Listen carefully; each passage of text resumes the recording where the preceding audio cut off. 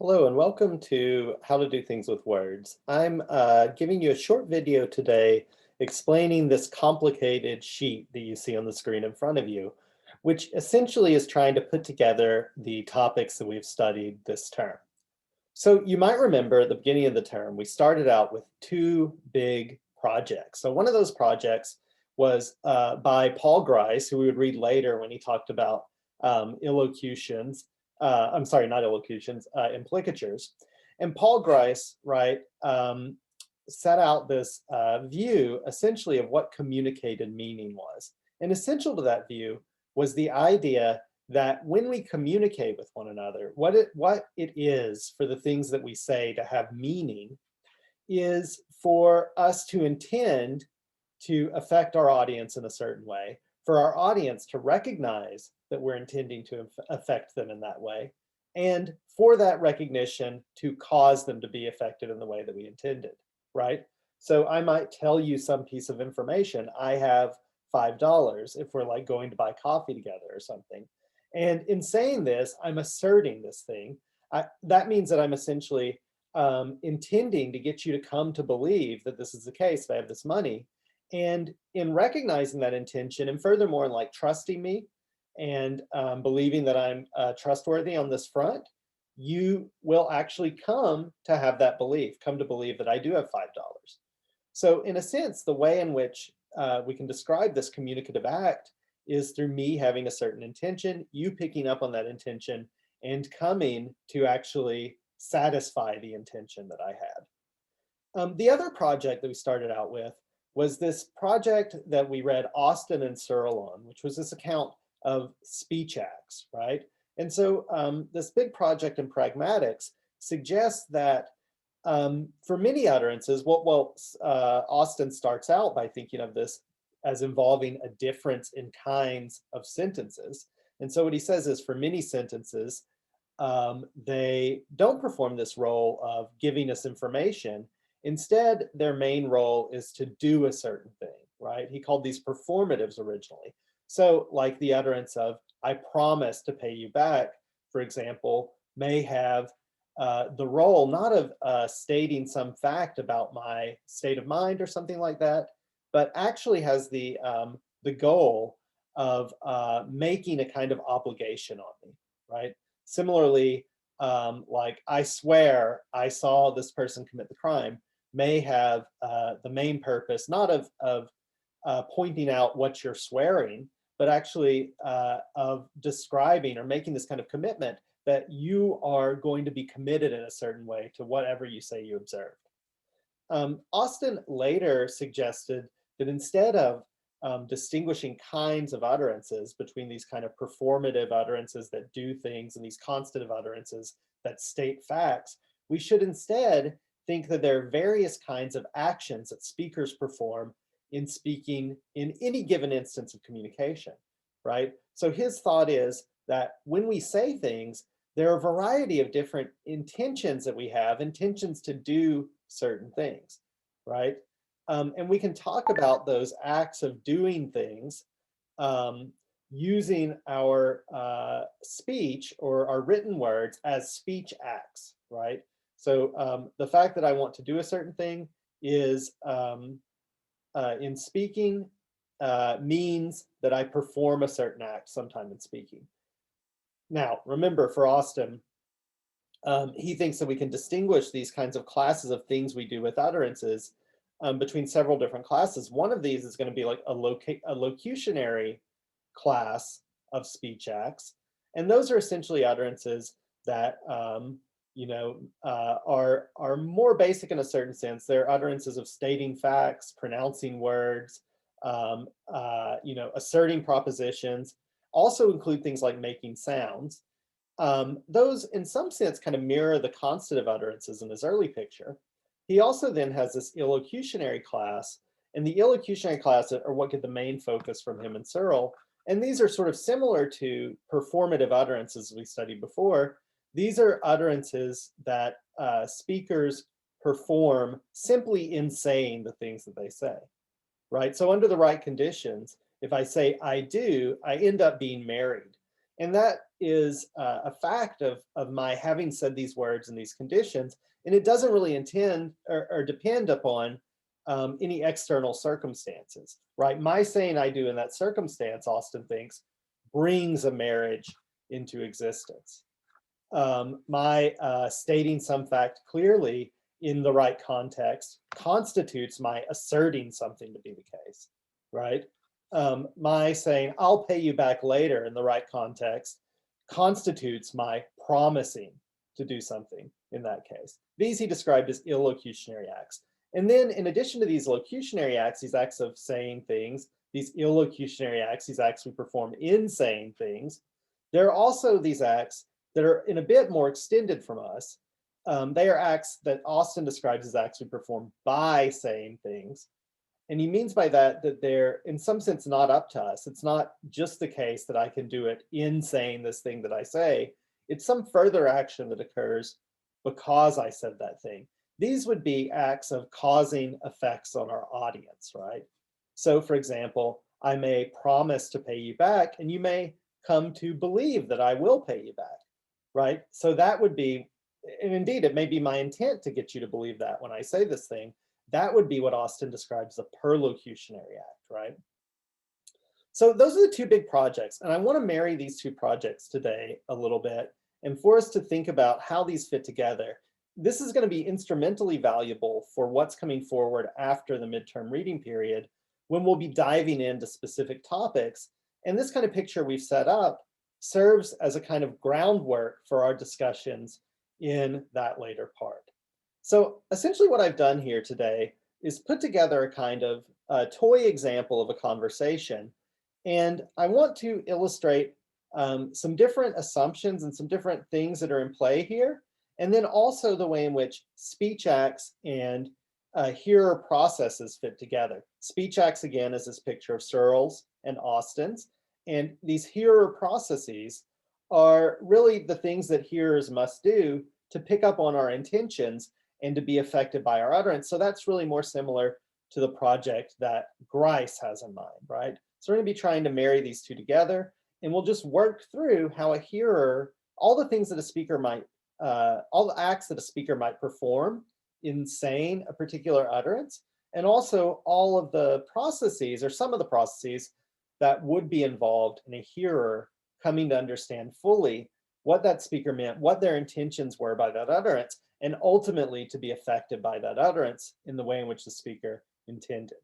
So just to start off with, I want to zoom in on this assumption of success up here, right? So one thing I'm assuming in this example is that this is a successful instance of communication. And what I mean by that is that when communication is successful, speakers will intend to get hearers to understand what they mean, as well as the speech act they intend to accomplish by expressing what they mean.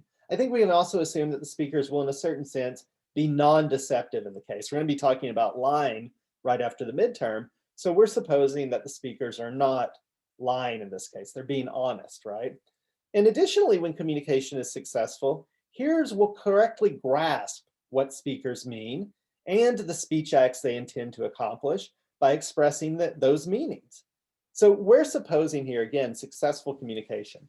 So the speakers are being forthright in the things that they say, and the hearers are picking up on the things that they say and capturing their intended meaning and what they intend to do by the utterance. I also want to point out this other feature, and this has kind of been lurking in the background of some of our discussions before. This chart, in a sense, goes from things that are logically prior to things that are logically posterior. So what that means is, in a sense, X is logically prior to Y if Y would not exist without X, okay? So that's gonna be our definition of logical priority. I said in a sense, but I didn't mean that. I mean, this is what we're defining it as. Logical priority is this following property. X is logically prior to Y if Y would not exist without X. So for example, certain cosmological arguments say that the universe would not exist unless God existed.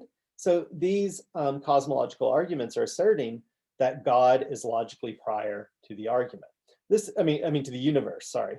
This isn't the same thing as temporal priority, right? Some item can come before some other item without being logically prior to it, right? The other thing may not depend for its existence on the first thing.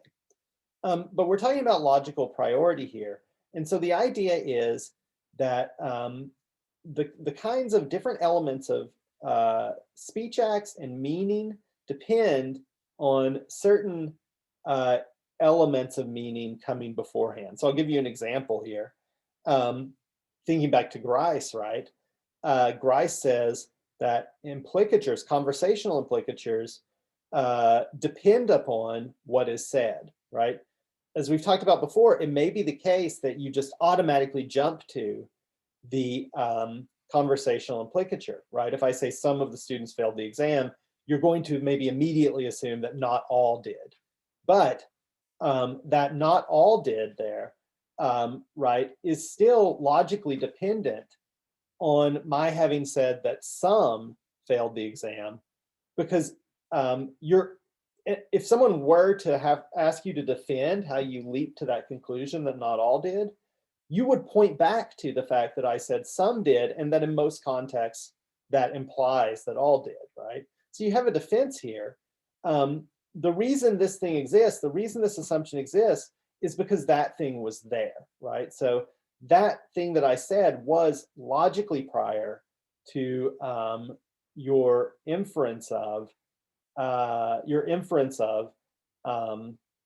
what is implicated, okay? The fact that I said not everyone, or the fact that I said some people failed explains why you inferred not all people failed, even if you didn't work through the specific reasoning there, right? You wouldn't have drawn that assumption if I hadn't have said what I said. And similarly, we can push that back a little bit. So on this graph, right, we get down to what is said at this point. But understanding what is said follows from understanding that certain words were spoken with certain conceptual meanings, right? So again, understanding what is said is grounded in understanding the meanings of words. The meanings of words are logically prior in this case. Sorry, I had to stop for a moment to respond to a text, but like I was saying, understanding what is said depends upon first understanding the words that are spoken. So understanding the words that are spoken is logically prior to understanding what is said, the proposition that's expressed by that thing. Okay, I think that's all I need to lay out to begin with now. So let's get back to sort of working through this process. So here's the example that I came up with. So Jake is planning, let's suppose, to drive Kelly and Levante to buy beer for a large party. He and Kelly are talking. They plan to leave for the liquor store when Levante arrives with the money. Utterance 1, Kelly, will we be able to buy enough beer? Utterance 2, Jake, if he goes by the bank, he'll have enough. Okay, so I want us to suppose that in making utterance 2, Jake has the intention of informing Kelly that, and this is what he means to inform her of, that what he means is that if Levante goes to an ATM, then Levante will have enough money for the three of them to buy a sufficient amount of beer for the party. Okay, so how is it that Kelly comes to understand this? Because notice this goes in some ways beyond what was actually said by Jake. And there might be questions about what was actually said by Jake at all, right? So we're going to walk through this. And so I have here this divided graph. So on one side are the speech acts. These are the acts that Jake performs in uttering this one utterance, and also by uttering this one utterance, okay? So these are speech acts, both locutionary, illocutionary, and perlocutionary that Jake performs, okay? I'm divided over here, by the way, between the locutionary acts, the illocutionary acts, and the perlocutionary acts, okay? So you can see each of those. Those are, in a sense, dependent on one another, right? The fact that I'm performing a certain illocutionary act, that I'm asserting something, depends on my having said a certain thing, right? So my having said that thing is logically prior to my having asserted it even though in this case, all of these events occur at the same time, right? And again, we're thinking that the event, that the speech acts here are all co-occurring, right? Well, I mean, all of the illocution and locutionary ones are. The perlocutionary ones are a little bit later because they depend upon a hearer's response, right? But the illocutionary and locutionary ones all occur in the instance of speaking. But they are still logically dependent in some respects upon one another. Okay, and again, the point I was trying to make there was that there are many acts being performed in that one instance, and we distinguish those acts by the intentions of the actors, right? So we don't count acts the same way that we count events. So events occur, we count by their occupation and time, maybe. But acts, multiple acts can occur in the same event, and that's what's happening here. So in speaking, that's a kind of event. Multiple acts are occurring because the speaker has various kinds of intentions to do certain things by means of that single utterance. Okay, so back to so this is the speech act side here. These are things that the speaker does in or by speaking. Again, this side is the speech act side. And then over on this side, the thought is that these are some of the processes that a hearer enters into in grasping what the speaker means, what the speaker intends to do by what they mean, and so on, okay? These are obviously not all of the processes that are involved. To some extent, we don't even know what all of those processes are yet. We're still working that out. And I'll raise some questions here about some of these things, how some of these things work, because I don't think people have put forward good theories yet. Okay, so first of all, on the left-hand side, we have all of the locutionary acts, right? So Jake, in speaking as he speaks, he makes some sounds. He intends to make sounds, and that is an act that he successfully performs. He pronounces some words. He intends to pronounce words, and he does it. He succeeds. Now, in addition to that, he doesn't only intend to pronounce words in general, he intends to pronounce specific words, right? So, and we can think of his intentions to say each of these individual words, right? So he has the intention to say if, right? So Jake, an act that Jake performs here, locutionary act, is saying the word if. Another is saying the word he. Another is saying the word bank. And notice here, he doesn't say river bank, he says financial institution bank. So he actually says a distinct word, even though it sounds exactly like another word, right? He says financial institution bank, which I'm calling bank sense 2 here, and not bank sense 1. So he says all of these words, and notice the hearer, Kelly in this case, must use certain processes, certain cognitive processes to understand, that he's speaking words, and that he's speaking these particular words. And indeed, some of those processes will rely upon something like contextual information, right? I take it that in this case, Kelly's linguistic mechanisms understand that bank 2 is being said, not bank 1. How do they do that? Well, presumably they use some mechanisms of disambiguation. And those probably rely upon what has been said before, and maybe some other features of context. So this is a kind of contextual processing, but most people in this debate don't consider it pragmatic processing. And the reason that they don't is because it doesn't involve an inference at like the person level about what was said, right? It's going on at a subpersonal level by some module deep within my linguistic processing that I'm never conscious of. I can never become conscious of that processing. But this other stuff like Gricean pragmatic implicature, I can become conscious of. I can think through my reasoning there. So that's a reason that even though this is maybe context-based, we don't want to consider it pragmatic. And I think both semantic minimalists, contextualists, everyone will agree that there are these kinds of processes that do look to context at a lower level, but that's not really what the debate that semantic minimalists and contextualists are having over whether there's pragmatic intrusion into what is said.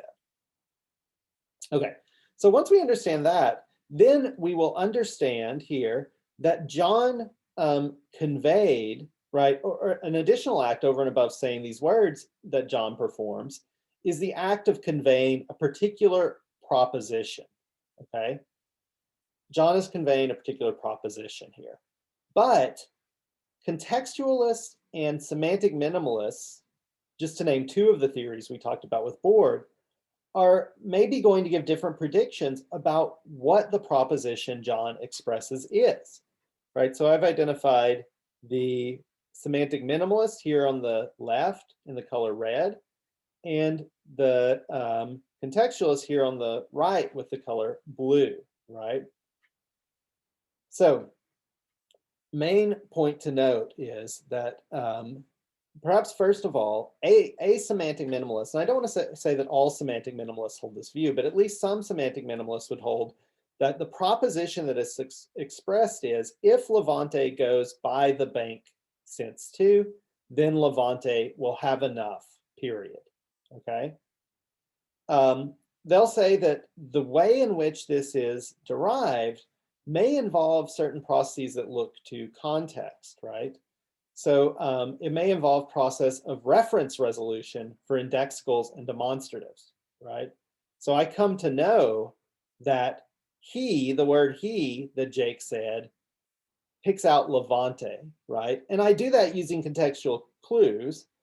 But what the semantic minimalist is going to say is, well, that's okay for these very limited words that we know have rules that tell us to look to context, but not for other words, right? And so they end up with this sort of limited idea of what is said. The contextualists, on the other hand, will have this maybe much richer notion. So what they're going to say is that perhaps what is understood here, and again, this is just this isn't any particular contextualist, so this is just something that has a kind of contextualist flavor to what is said.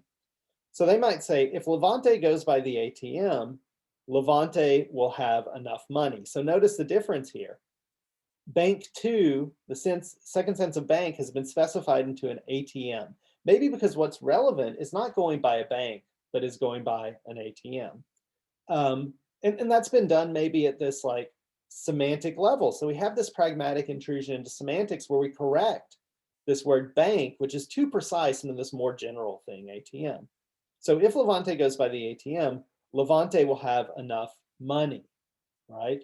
So maybe the contextualist here is going to say, well, it's not just enough in general, which is imprecise, and we can't judge the truth conditions of whether someone has enough. It's actually enough money that is at issue. And so we make that sort of correction at the sub semantic level to fix up what is said or the primary propositional content to express this thing about that's somewhat more precise and easier to judge. Does he have enough money? They're still going to say that these processes of reference resolution are involved in working out the meaning. Notice we've gone from he to Levante, so we move from the indexical rule to the specific reference. But they're also going to say that there are various near side free pragmatic processes that come into play in working this out. They get us from bank 2 to ATM. They get us from enough to enough money, right? They're not working from a proposition to some implicature. So they don't fit Grice's picture, but they do rely on context, and they are in some sense accessible to us and inferential. There are inferences that are explaining these jumps here. So notice, these are near side pragmatic processes. Everyone agrees that's what they are, but the only the contextualist contends that they exist and play a role in working out what is said. The semantic minimalist does not, and so that's why the contextualist accepts and the semantic minimalist denies pragmatic intrusion into what is said. I'm going to leave it to you to sort out the other far side stuff. This is more on Grice's view. Notice you can zoom in here and read the various notes that I've made, but ultimately we're going to get to more explicit implicatures, right? Both of these views, the semantic minimalist and the semantic minimalist and the contextualist, are going to argue that implicature calculation is involved here, but they're going to argue that implicature calculation plays different rules, right? So the semantic minimalists, because they deny pragmatic processes at the level of what is said, are going to have to suggest more extensive implicative meaning and on the far side after what is said is calculated, okay? So that's what's represented here. Um, it is important that people understand, right, that people in communication, we do understand what people are doing with their utterances. But I've made a note here that I don't think anyone has really worked out a very compelling picture of how we understand that people are performing different speech acts. And so that's kind of a blank here. This is capturing all of the notion of Grice's processes of implicature calculation. And then ultimately where this ends up is suggesting that Jake has his intended effect of causing Kelly to believe that if Levante goes to an ATM, then Levante will have enough money for them to buy a sufficient amount of beer for the party, right? All of that depends on getting that final goal, depends upon all this inferential process, all of this like hearer processing and complex pattern of speaker intentions. And that ultimately is the complicated view that we're putting forward in the early part of this term. One thing that doesn't really enter into the chart so much is the role of presuppositions in calculating all this stuff. So there's a little note on that up here in the top right. I've just captured one presupposition that I think has to be in play to understand what is said in this utterance. But of course, there are going to be very many more of those that form the common ground against which these pragmatic processes play out. In other words, that form the context we're working in. So I hope this is helpful. I hope it gives you a kind of holistic view of everything we've been talking about thus far. And I look forward to seeing you next week and to reading your group work from today. Have a nice day.